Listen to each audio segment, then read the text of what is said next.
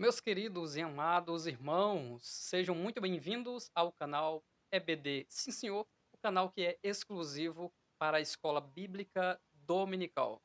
No trimestre em que nós estamos estudando sobre o Deus que governa o mundo e cuida da família, chegamos à lição de número 8, que tem por título A Resistência de Mardoqueu. Nessa lição, nós iremos ver o relacionamento de Mardoqueu com o reino de Assuero, o benefício que ele trouxe para o rei, a conspiração que poderia ter acontecido uma tragédia, mas por causa dele não aconteceu. Iremos falar sobre o ódio de Amã pelo fato de Mardoqueu não se curvar com honra diante dele e iremos retirar de toda essa história recortada, pois não podemos contar ela por completo, verdades espirituais e para a nossa vida prática cristã. Então eu te peço que você fique conosco até o final. Você está no canal EBD Sim Senhor, o canal que é 100% nordestino, paraibano e campinense.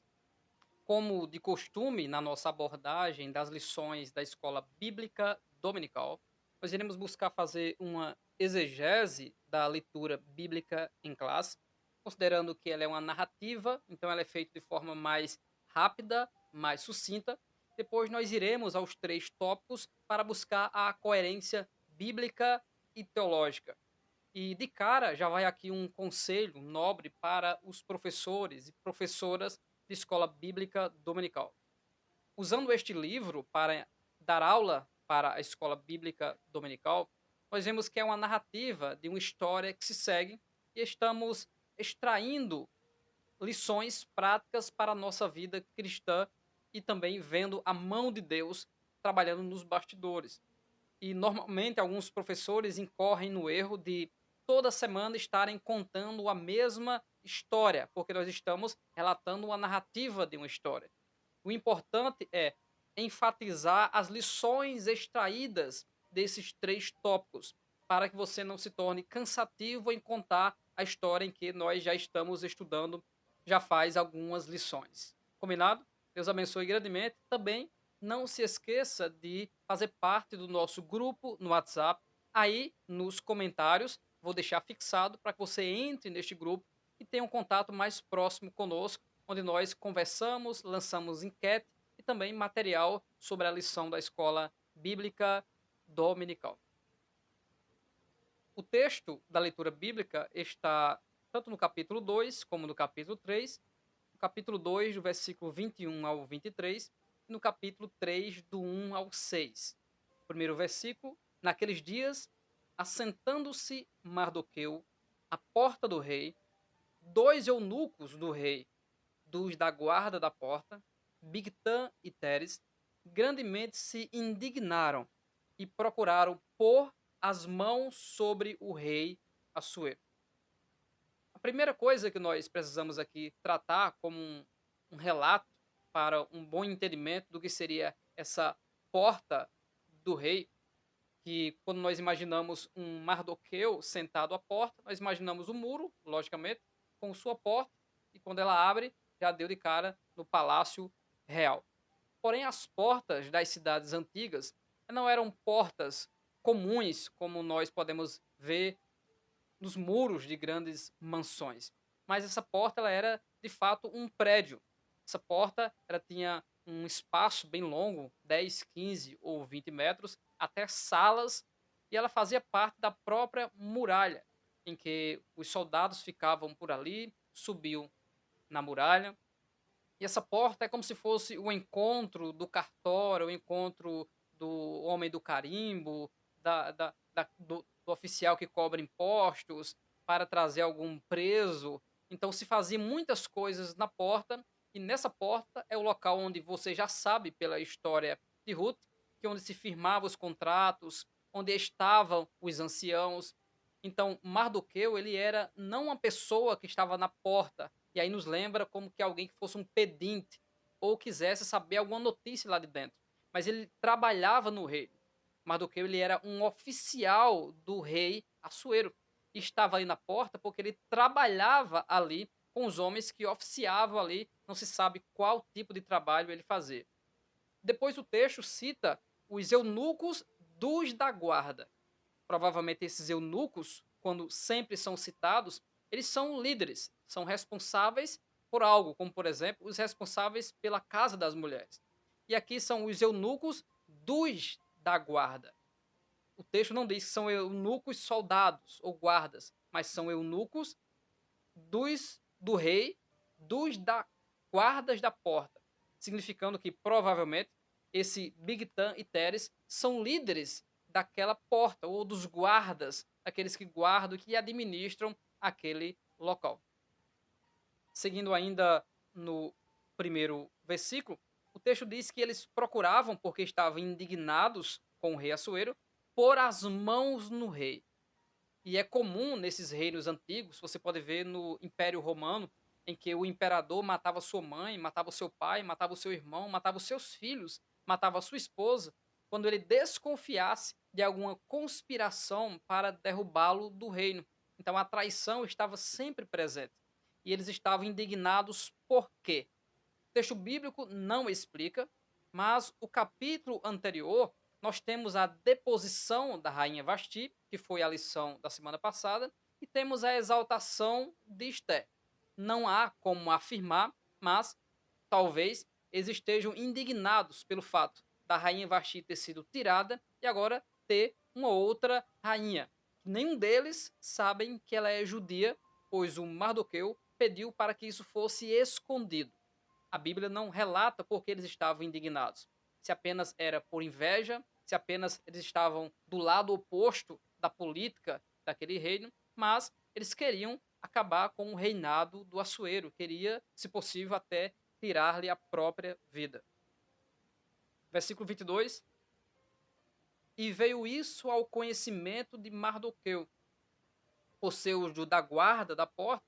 Mardoqueu ficou sabendo, e ele o fez saber à rainha Esté, que Esté disse ao rei, e disse que quem descobriu tudo isso, essa conspiração, foi o Mardoqueu, que é o seu primo, que ele criou e educou como filha, fazendo com que ela fosse, desde criança, uma moça temente a Deus e ainda permanecesse mesmo depois de rainha. O que o rei, tomando uma atitude, ele inquiriu o negócio, ou seja, ele investigou, ele saiu a perguntar sobre o que havia acontecido. E descobrindo de fato que havia uma conspiração, ele mandou enforcar o Bigtan e o Teres e ainda escreveu tudo isso que aconteceu no livro das crônicas, que seria a ata do acontecimento do dia. Então, esse é o primeiro texto da leitura bíblica em classe, que mostra a função de Mardoqueu, a conspiração, que se descobriu essa conspiração e que agora o fim foi a morte daqueles que tentavam essa insurreição. Veja que os acontecimentos não estão interligados. A deposição da rainha, a exaltação de Esté, depois acontece a questão da conspiração e logo após disso o Amã é exaltado pelo rei. O texto não faz questão de dizer que uma coisa aconteceu por causa da outra. E a questão da exaltação de Amã não veio por causa de um resultado positivo ao rei por causa dessa insurreição. Não, simplesmente houve o tempo em que Deus decidiu, trabalhando nos bastidores, que essas coisas fossem acontecendo pela permissão de Deus, e o rei Assuero agora engrandeceu o Amã, o Agagita. Esse Amã, provavelmente, ele é descendente do primeiro grande inimigo do povo de Israel, que são os Amalequitas, e que provavelmente já nutre em seu coração esse ódio por essa nação que venceu e triunfou por causa do poder de Deus sobre o seu povo, o povo amalequita. Perceba a maneira de Deus trabalhar. Deus está se utilizando dos seus servos e um sendo usado para o outro, para educar, para colocar, para aconselhar. Depois a história já vem para o outro servo, para incitar algo contra este mesmo servo, para depois o nome de Deus ser glorificado na exaltação deste servo.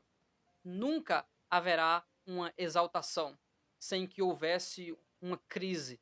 Nunca haverá um crescimento sem antes houvesse uma situação constrangedora para que a gente venha de forma a submisso a Deus, se colocar diante de sua presença, esperar na dependência de Deus e ser firme nos princípios bíblicos sem negar a Deus de maneira alguma.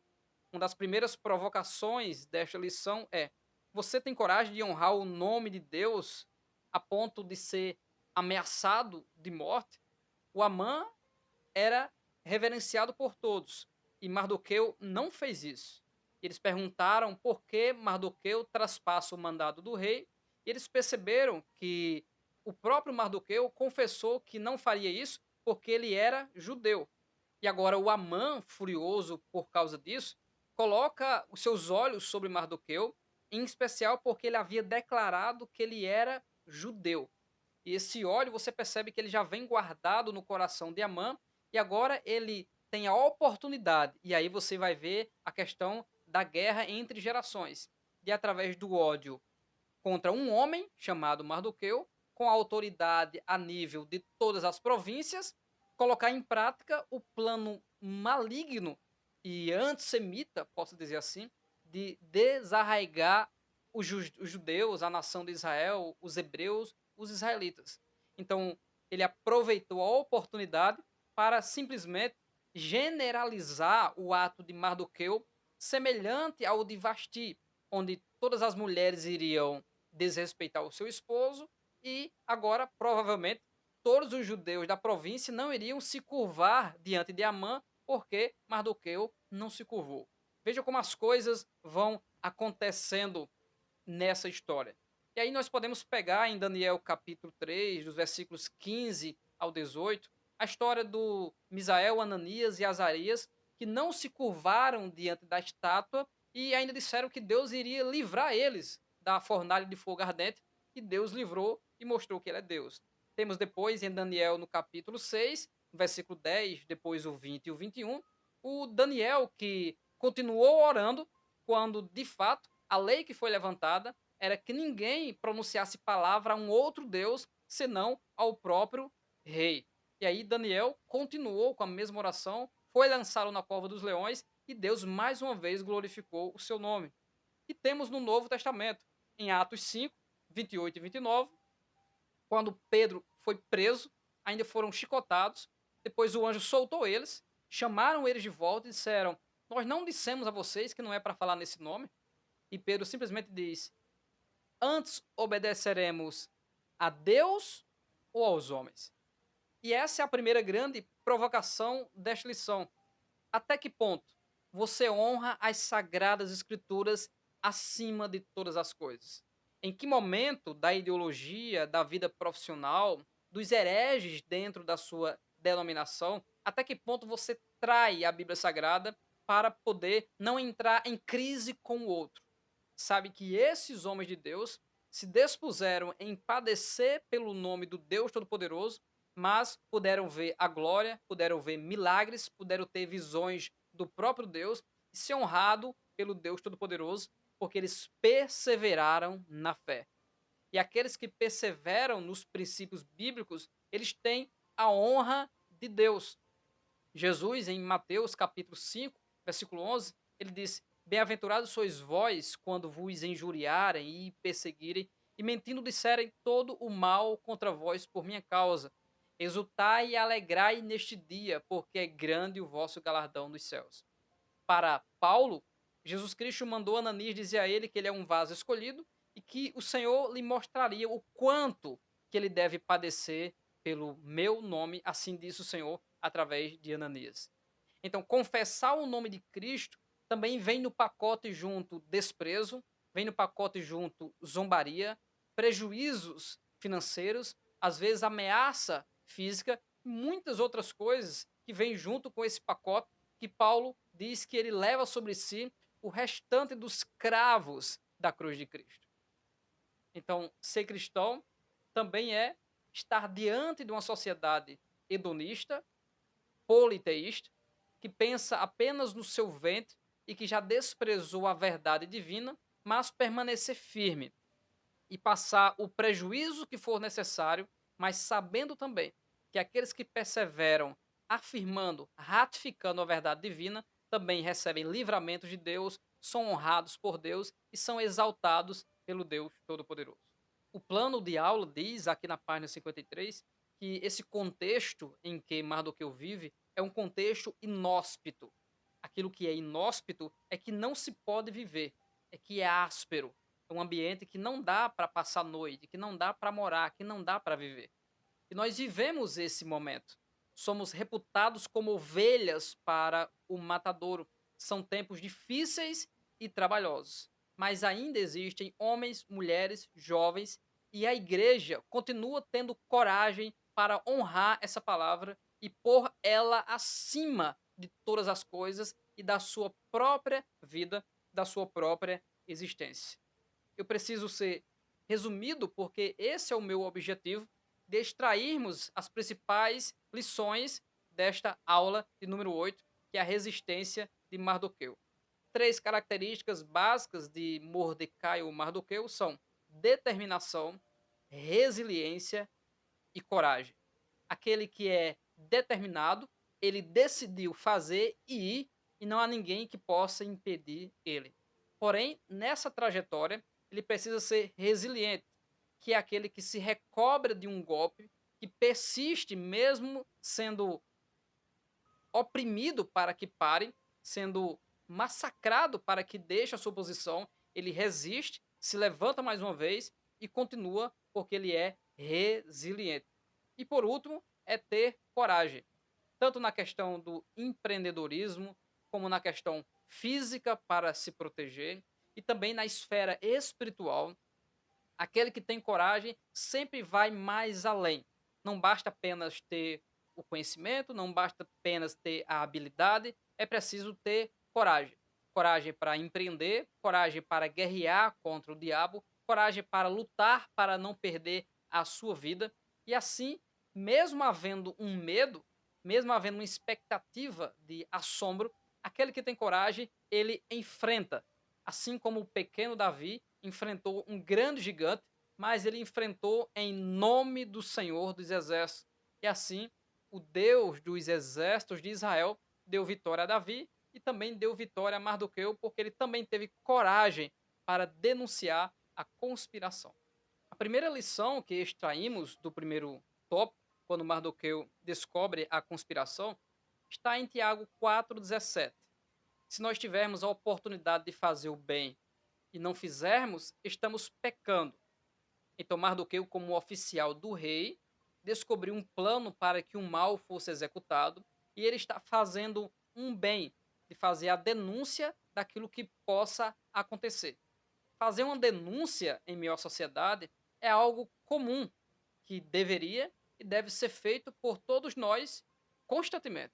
Uma denúncia de algum tipo de abuso de poder, de qualquer outro tipo de abuso ou de preconceito ou de perseguição. A própria Constituição brasileira diz que quando alguém é pego em flagrante delito, qualquer pessoa da nação pode dar uma voz de prisão quando essa é pega em flagrante. Qualquer cidadão brasileiro. E isso está na Constituição brasileira. Então, se nós tivermos a oportunidade de fazer o bem, é preciso nos inclinarmos para isso, para que o nome de Deus seja glorificado, tentando proteger uns aos outros, fazendo o bem ao próximo. E o comentarista, nesse primeiro tópico, ele já começa na introdução dizendo que, mesmo na condição de rainha, Esté permaneceu obedecendo a Mardoqueu. Na verdade, permaneceu temendo a Deus. Obedecer a Mardoqueu faz dela alguém que é temente a Deus. Porque o próprio Mardoqueu está aqui provado de que ele está em condição de ser morto, de ser assassinado. Não só ele, mas toda a nação de Israel, pelo fato de glorificar a Deus, pelo fato de ser judeu, ou seja, judeu não se prostra diante de ninguém que pratica abusos, mas glorifica a Deus. Muitas pessoas praticam abuso de autoridade até entre os crentes, entre os cristãos. Você tem que me obedecer, porque eu sou superior a você. Eu tenho uma posição eclesiástica superior. Então, tudo que eu lhe disser, você me obedeça. Mas não é bem assim. A ética do meio cristão é a ética do reino de Deus. E todos têm direitos e deveres. E até onde vai a obediência de um servo a alguém superior? Ao limite das Escrituras. O próprio Pedro diz que o povo de Deus deve ser pastorado com temor, não como tendo domínio sobre ele, mas servindo de exemplo ao rebanho. Porque quando o sumo pastor, soberano pastor vier, ele prestará conta de tudo aquilo que nós fazemos também no meio do povo de Deus. E o povo de Deus, por ser essa questão de poder, de cargos e também no sentido financeiro, também existem invejas, intrigas, calúnias, pessoas torcendo para que o outro não chegue lá, não suba àquela posição ou decaia dela. E esse espírito faccioso de que a Bíblia e o Novo Testamento fala disso, os apóstolos exortam com toda veemência, como Paulo em Romanos 12:9, quando ele diz: "O amor seja não fingido, aborrecei o mal e apegai-vos ao bem. Não ambicioneis coisas altas, mas acomodai-vos às humildes." Então a Bíblia Sagrada está sempre dizendo: espere em Deus, porque aquilo que Deus tem para você é Deus que faz, não são os homens que fazem. Então, quando eu ou você traímos os princípios bíblicos porque queremos algo do nosso jeito, do nosso tempo e na nossa maneira, não somos verdadeiros servos de Deus. Somos qualquer outra pessoa menos servos do Deus Todo-Poderoso. Existe uma insurreição na Bíblia de um anjo que se levantou contra uma autoridade, e não era qualquer autoridade, é simplesmente o Deus eterno. Em Isaías capítulo 14, em Ezequiel 28, sendo o aferidor da medida e um dos primeiros príncipes, provavelmente ele arregimentou consigo outros seres angelicais, porque não caiu só ele, e decidiu ser semelhante a Deus e ter um trono também semelhante a Deus. Mas Deus fez sair do meio dele um fogo que ele consumiu, e a frase que aquele que se tornou Satã, que é o adversário, disse, foi assim: "E tu dizias no teu coração, eu subirei ao céu, e acima das estrelas de Deus exaltarei o meu trono. No monte da congregação me assentarei, da banda dos lados do norte. Subirei acima das mais altas nuvens e serei semelhante ao Altíssimo." Mas o texto seguinte diz: "Contudo, levado serás ao inferno, ao mais profundo dos abismos.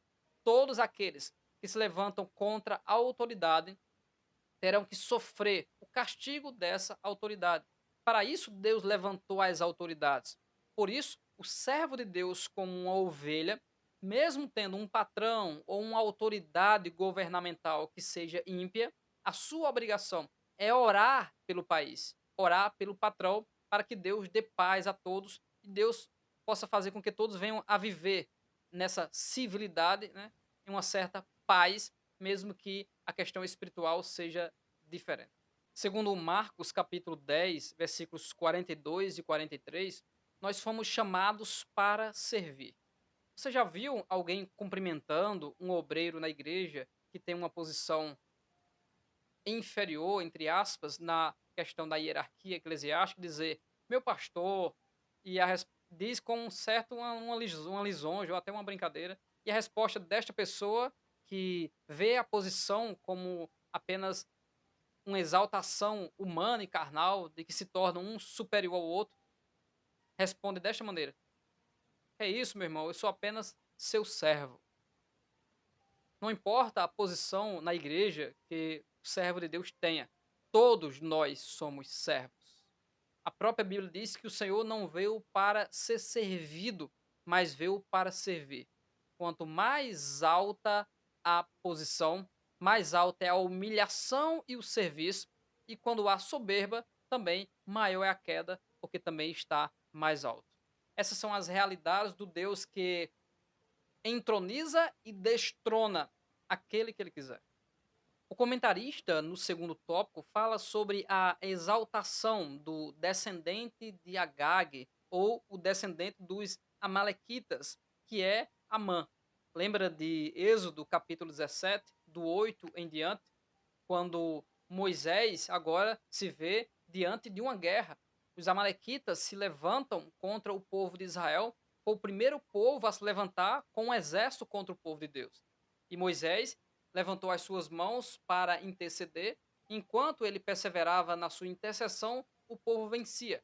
E ele precisou da ajuda de Josué e de Ur para que suas mãos permanecessem de pé na intercessão. Mostra a responsabilidade que o líder tem de manter o povo de Deus sempre em oração, intercedendo, porque a nossa luta não é contra carne e não é contra sangue. Nesse contexto da exaltação, o Mardoqueu, ele permaneceu na sua função. Não existe em nenhum momento do texto bíblico alguma coisa que Mardoqueu esteja diante de Esté. Fala com ele aí para me colocar numa posição maior, porque eu não ajudei ele naquela época. Não, não existe isso. Não existe esse sentimento de crescer na hierarquia porque fez alguma coisa. Simplesmente ele fez aquilo que deveria ser feito e ele foi fiel ao seu soberano, foi fiel ao seu rei. Por isso, todo o processo de Deus na nossa vida para estabelecer o seu projeto para salvar e para libertar, porque Mardoqueu veio para isso. Ele veio para salvar e veio para libertar, ser usado por Deus, tanto ele como Esté, para que o povo inteiro de Israel não viesse a perecer. O salmista do Salmo 53, também do Salmo 73, o próprio Isaías, no capítulo 49 do livro de Isaías, todos eles estavam em crise ministerial, em um momento em que achavam que o seu contexto de sofrimento era a ruína e era o fim, até que eles consultaram, ou Deus falou diretamente com eles, e eles perceberam que todos os ímpios, eles perceberam que aqueles que não se curvam diante do poder de Deus, e de que Deus tem muito mais a fazer, como Deus disse a Isaías, também te dei para a luz dos gentios. Então, Mardoqueu, descansado em sua posição, não esperava o que Deus iria fazer. Iria colocar ele numa posição de muito destaque e de muita honra por causa da atitude que ele fez o que deveria ter feito. Então, quando nós, como cristãos, fazemos o que devemos fazer, Deus nos abençoa. A honestidade, a justiça, a sinceridade, a verdade, a prestação de serviço, ser alguém que é útil para os outros. Aí Deus simplesmente abençoa, abre as portas e glorifica o nome dele na nossa vida. Já no terceiro e último tópico, a resistência de Mardoqueu e o ódio de Amã, o comentarista ele lembra que Amã não seria o único a almejar o extermínio de todo o povo judeu. Ele está falando aqui de Hitler, está falando do anticristo. São protótipos do anticristo. Né? São aqueles que nutrem o antissemitismo, o ódio sobre o povo de Deus e que agora tentam colocar em prática através de leis, através daquilo que é legal, que é direito, entre aspas, para prejudicar o povo de Deus. Parece, e estamos falando dos dias de hoje, em que os poderosos, e essa luta é uma luta espiritual, que precisa de oração e coragem para expor a Bíblia como ela é. E a luta que nós vivemos na atualidade tem enfraquecido muitos crentes e tem revelado o que verdadeiramente esses crentes são. Pessoas sem coragem, que não entregaram a sua vida ao Senhor, mas entregaram o seu tempo a uma religião. Aqueles que nasceram de novo, eles têm a ousadia. Não foi nos dado o espírito de medo, mas espírito de ousadia e de coragem para anunciar as verdades da palavra de Deus. O comentarista fala sobre uma palavra que é a primeira vez que eu vejo ela, que é a palavra intergeracional ou intergeracionais, que é simplesmente as disputas ou os litígios entre gerações. E dá para perceber que o ódio de Amã, que é multiplicado para toda a carne judia, se dá por causa disso. Porque o texto deixa bem claro, porque ele era judeu. E aí ele põe em prática o ódio que ele tem desde as guerras antigas contra os amalequitas, que é o seu povo, e agora ele tenta exterminar, prestar conta ao seu povo, à sua raça, e exterminar Israel, mas isso não vai acontecer. Essas guerras intergeracionais ou até entre famílias mesmo, aqui no Brasil ela é muito comum. Até aqui no próprio estado da Paraíba existe uma cidade que já por décadas duas famílias vêm tirando a vida uns dos outros. E isso acontece bastante aqui no Brasil, em alguns estados e ao longo da história, isso está registrado. Quando não há perdão e há simplesmente o coração que nutre o ódio, alguém pode ser até um servo de Deus e o desejo será de praticar o mal contra a vida do outro. Mas quando eu olho para as Sagradas Escrituras, em 1 Pedro, no capítulo 5, dos versículos 6 em diante, a palavra de Deus diz: Humilhai-vos, pois, debaixo da potente mão de Deus, para que a seu tempo vos exalte, tempo de Deus, lançando sobre ele, sobre Deus, toda a vossa ansiedade, porque ele tem cuidado de vós. Sede sóbrios, vigiai. Veja toda a história de Mardoqueu. Porque o diabo, vosso adversário, anda em derredor, bramando como leão, conspiração, buscando a quem possa tragar, ao qual resisti firmes na fé, sabendo que as mesmas aflições se cumprem entre os vossos irmãos do mundo. Traduzindo, Pedro está dizendo: tenha consciência de que todos os crentes estão sendo perseguidos por essa guerra espiritual. Mas aquele que se humilha diante da presença de Deus, permanece inabalável, o maligno ele vai bater em retirada e ele vai embora. Em 2 aos Tessalonicenses 3:3, o texto diz: Mas fiel é o Senhor, que vos confortará e vos guardará do maligno. Olha que interessante. O próprio Senhor Jesus, em Lucas 10:19, diz: Eis que vos dou o poder para pisardes em serpentes, escorpiões e toda a força do inimigo, e nada vos fará mal algum. Então, Deus também nos livra do mal. Deus também impede que o mal nos alcance. E Mardoqueu recebeu o livramento desse mal, e não só ele, mas toda a nação de Israel. E tudo isso surgiu porque ele exaltou a Deus e não se prostrou diante de alguém. Aí eu pergunto e provoco a mim e a você: o quanto as coisas desta vida têm feito você se prostrar? Tudo aquilo que nos faz prostrar é um altar. E o único que deve nos fazer se prostrar completamente diante dele é o Pai, o Filho e o Espírito Santo.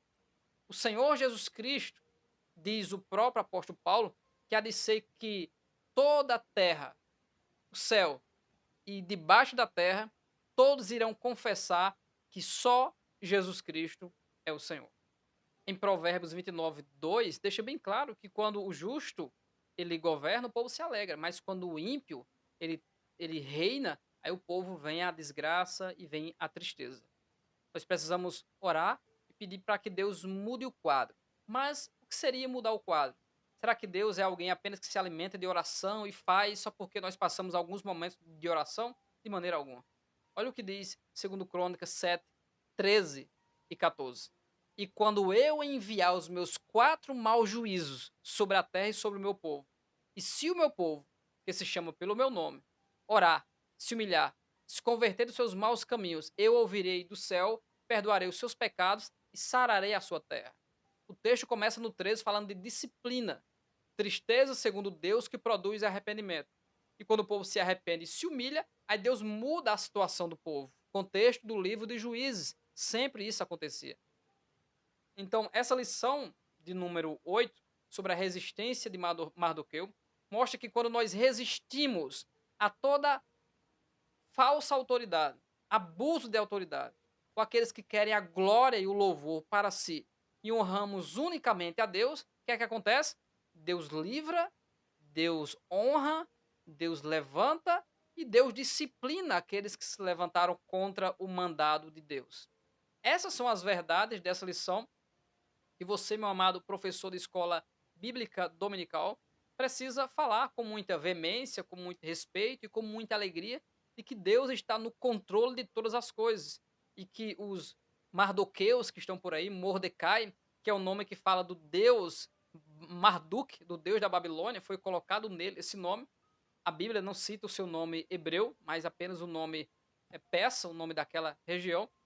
Então, um homem que tem um nome que glorifica ao falso Deus, mas ele não nega o seu verdadeiro Deus, porque não é a aparência, mas aquilo que verdadeiramente o coração fala para o Senhor, que é espírito e que conhece a nossa intenção. Deus abençoe grandemente a sua vida no nome de Jesus. Na próxima aula, nós estudaremos na lição de número 9 a conspiração de Amã contra os judeus. Iremos continuar extraindo as lições desta história belíssima e saber que fim acontecerá, tanto para eles naquela história, como para nós que somos dependentes do Deus Todo-Poderoso. Deus abençoe grandemente a sua vida. Gostaria da sua contribuição, que é deixando o seu like e também deixando o seu comentário aí embaixo, o que você achou desta aula. Não se esqueça também de entrar no nosso grupo no WhatsApp, que está aí nos comentários. Muito fácil, nós teremos um feedback bem mais próximo. Deus abençoe a todos e até a próxima aula no nome de Jesus.